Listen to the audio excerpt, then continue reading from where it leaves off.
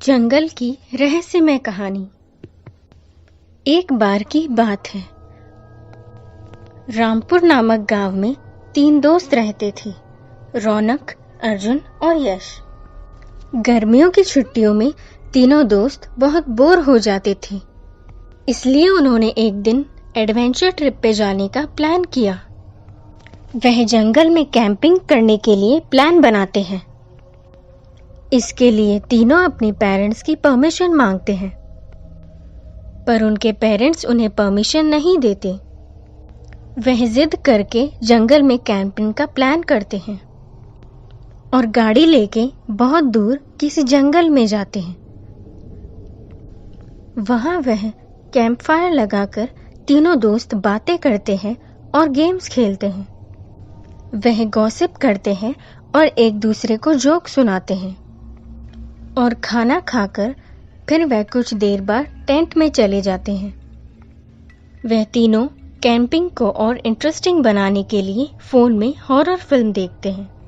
Film देखकर वह तीनों सो जाते हैं, लेकिन आधी रात को रौनक को कुछ आवाजें सुनाई देती हैं।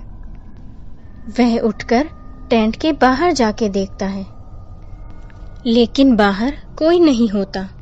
वह इधर उधर चेक करता है, लेकिन उसे कोई आवाज नहीं आती। वह फिर से सो जाता है। थोड़ी देर बाद उसे फिर से कोई आवाज आती है। वह टेंट के बाहर आता है, पर बाहर कोई नहीं होता।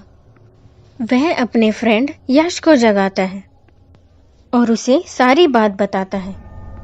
वह दोनों एक दूसरे का हाथ पकड़कर आगे चेक करने जाते हैं और अपने टेंट से थोड़ा आगे चले जाते हैं, लेकिन उन्हें कोई नजर नहीं आता। पीछे से आवाज आती है, अरे रौनक, तू इतनी रात को यहाँ क्या कर रहा है? रौनक पीछे मुड़ के देखता है तो वहां यश खड़ा होता है। वह चौंक जाता है और जब वह उसके पास देखता है तो वहां कोई नहीं होता। वह घबरा जाता है और सोचता है कि उसने जिसका हाथ पकड़ा वह कौन था। वह यश को सारी बात बताता है, पर यश उसे कहता है कि वह उसका वहम होगा। वह दोनों फिर टेंट की तरफ वापस चले जाते हैं, लेकिन जब वे वहां पहुंचते हैं तो देखते हैं कि अर्जुन वहां पर नहीं होता। दोनों इधर उधर देखते हैं, पर उन्हें अर्जुन कहीं दिखाई नहीं देता। थोड़ी दूर आगे जाके वह देखते हैं तो उन्हें अर्जुन एक जगह बेहोश पड़ा मिलता है। वह उसके पास जाकर उसे जगाते हैं और उससे पूछते हैं कि वो वहां कैसे पहुंचा। अर्जुन कहता है कि वह उन दोनों को ढूंढने आया था कि अचानक पीछे से किसी ने उसके सर पर मारा और वह बेहोश हो गया। रौनक को कुछ अजीब लगने लगा। वह उन दोनों को उस जंगल से घर वापस चलने को कहने लगा, पर यश ने कहा कि यह सही समय नहीं है, कल सुबह हम जल्दी निकल जाएंगे। वह अपने टेंट की तरफ वापस जा रहे थे कि उन्हें रास्ते में एक पेड़ दिखा। उन्होंने देखा कि उस पेड़ पर एक लाश लटकी हुई है। वह तीनों बहुत घबरा गए और तीनों अपनी टेंट की तरफ भागे।